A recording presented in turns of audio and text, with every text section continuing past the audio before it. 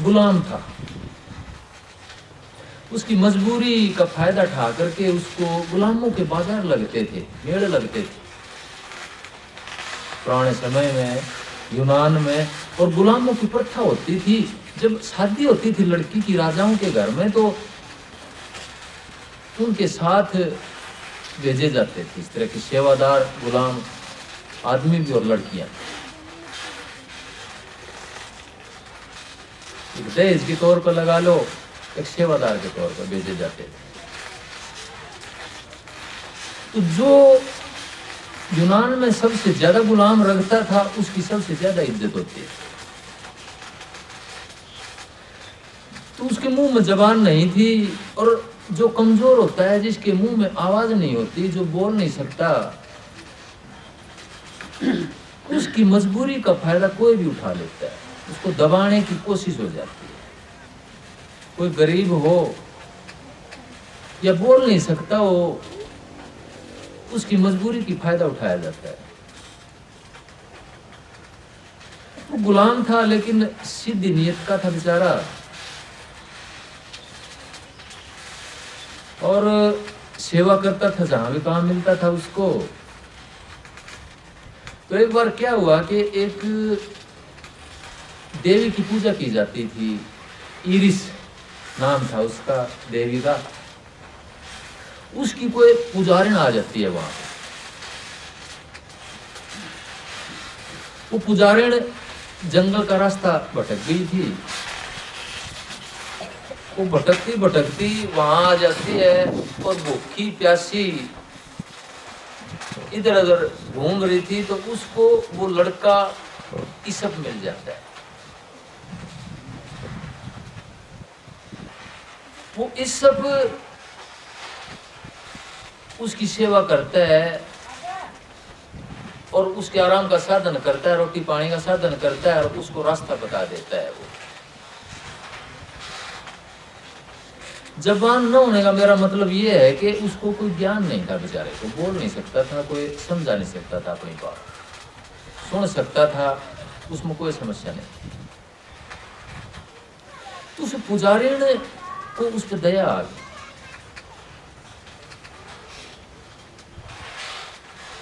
दया आ जाती है उसके ऊपर। तो अपनी जो देवी थी, इरिस देवी,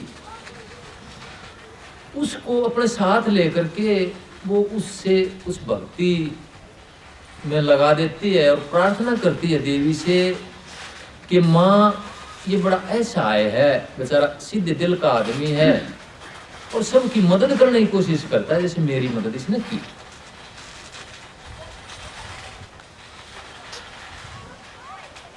तो ऐसा आता है लेख में, जो देवी को दया आ जाती है और उसको सपने में दर्शन दे करके देवताओं के साथ आती है, और उसको जबान का आशीर्वाद दे जाती है कि तेरी जबान ऐसी फड़ेगी फूलेगी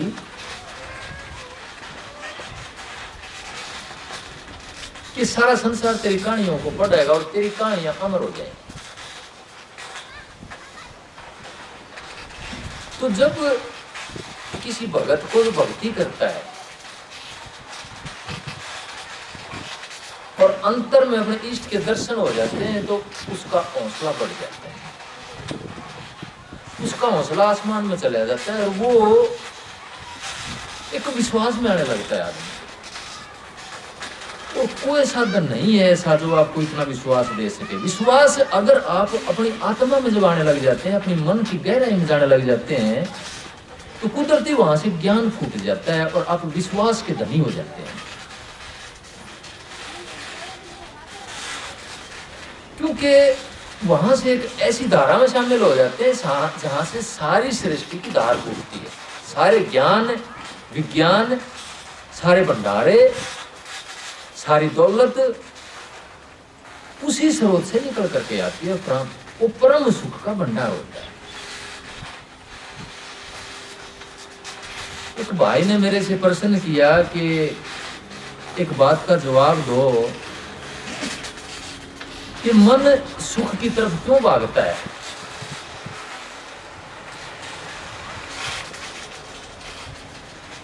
तो मैंने उसको बताया कि ये परम सुख से आया हुआ है, ये परम सुख के भंडार से ये आत्मा का अंश है। ये मन आत्मा को जुबान देता है, आत्मा जुबान नहीं है, आत्मा कोई विचार नहीं है, आत्मा कोई ताकत का नाम है, एक बहती धारा का नाम है। जब मन के अंदर, जब मन आत्मा के अंदर जाता है तो आत्मा वो ताकत है जो जीवन की शक्ति है, मन को दे देती है।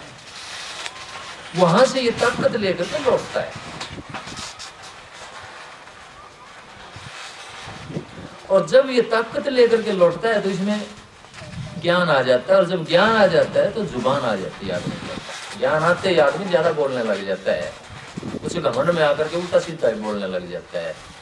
लेकिन अगर विवेक है और संस्कार ऊंचे हैं, माँ बाप ने गर्भ में ऊंचे संस्कार डाले हैं, पात्र बड़ा किया तैयार उसका, उसके दिल का पात्र, तो वहां सारी चीजें हजम हो जाती हैं। लेकिन अगर दिल का पात्र छोटा है, चीजें गर्भ से तैयार होती हैं, संसार में आगे नहीं तैयार होती है। ये पात्र जो मन का पात्र है, दिल का पात्र है, ये माँ बाप तैयार करते हैं। पहले क्या होता था कि जब माँ गर्भवती हो जाती थी ना, तो उसके संस्कार करवाए जाते थे, उसके हाथ से दान पुण्य करवाया जाता था, देने की आदत डाली जाती थी। यानी कि जो संकोच है, जो सीमितता है, छोटा दायरा है, देने से दायरा दिल का बढ़ता है। जो आदमी लेना लेना जानता है वो छीनने लग जाता है और संकुचित हो जाता है, उसका हृदय छोटा हो जाता है, छोटा पात्र हो जाता है, वो पात्र छलकता है। उस पात्र के अंदर ज्यादा को लाभ हो जाए वो पागल हो जाता है, वो बोलने लग जाता है, गलत बोलता है। मैं देखता हूँ आजकल के बच्चों को मोटरसाइकिल पर घूमते हैं, मोबाइल लेकर के बात करते हैं, जो पास से निकलते हैं तो गाड़ियां निकलती हैं उनके मुंह से, बात करते हैं गाड़ियां देख के निकलते हैं, बात करने का स्टाइल उनका गाड़ियां देख करके। यानी कि उनका जो मन का पात्र है बहुत छोटा है, उनके पास कोई अगर बरकत आएगी, कोई बहुत बड़ी बरकत आ जाएगी तो वो सहन नहीं होती, वहां पर वो छलकने लग जाते हैं, अहंकार में आ जाता है, गलत बोलने लग जाते हैं, तो वहां बड़ी चीज हजम नहीं हो सकती। मैं कहता हूं वो गिरती है चीज। लेकिन जहां पर गर्भ से संस्कार है, बच्चे के अंदर क्षमता है और देने की प्रथा, एक बड़पन जागता है देने से, महानता आती है देने से, देने की आदत से। और ये आदत गर्भ में जब बच्चा होता तब आती है, मां से बाप से आती है। महात्मा खुद हुए हैं, राजा के घर से थे, महावीर स्वामी हुए हैं, राजाओं के घर से थे, अमीरों के घर से थे। इनकी आप कहानी पढ़ेंगे तो गर्भ से इनको उच्च संस्कार मिले। जब इनकी गर्भ में थे, इनकी माताओं को सपने ऐसे ऐसे आते थे कि आप अचंभित रह जाएंगे देखकर, क्योंकि उनकी माताओं का बच्चे की आत्मा की जो निर्माण हुआ है, जो बनी है, उस मां के विचार से हुई है।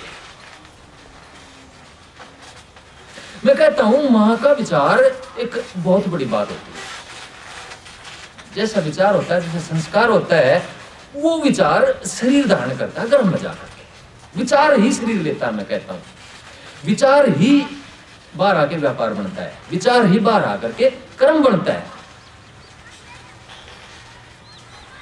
आप मकान बनाते हैं, कोई व्यापार करते हैं, तो अंदर में एक विचार जन्म लेता है, और वो विचार कितना बड़ा है, लक्ष्य उतना ही बड़ा बन जाता है। वही विचार ईंटों का रूप लेके मकान बनने लग जाता है, वही विचार चीजें लेकर के व्यापार खड़ा कर देता है।